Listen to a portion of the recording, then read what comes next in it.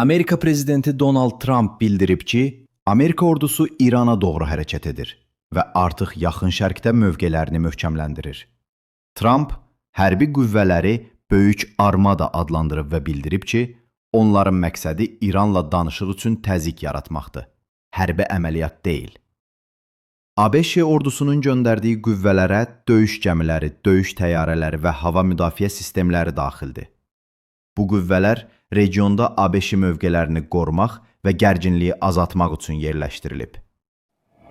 İran hökuməti və ordu rəsmiləri Amerikanı xəbərdar edərək bildiriblər ki, hər hansı bir hərbi müdaxilə tam miqyaslı müharibə hesab olunacaq və buna güclü cavab veriləcək. Bu gərgin vəziyyətə İsrailin baş naziri Benyamin Netanyahu münasibət bildirib. O deyib ki, İran İsrailə hücum edərsə, İsrail ona sərt cavab verəcək. Beynəlxalq ekspertlər bildirirlər ki, Amerika və İsrailin hərəkətləri İranı danışıqlara məcbur etmək üçün təzyiq vasitəsidir. Lakin eyni zamanda hərbi insident riski artır və region sabitliyi üçün ciddi sınaqdır. Hazırda vəziyyət hələ də gərgindir. Amerikan ordusu regionda mövqelərini möhkəmləndirir, İran cavab üçün hazır vəziyyətdədir.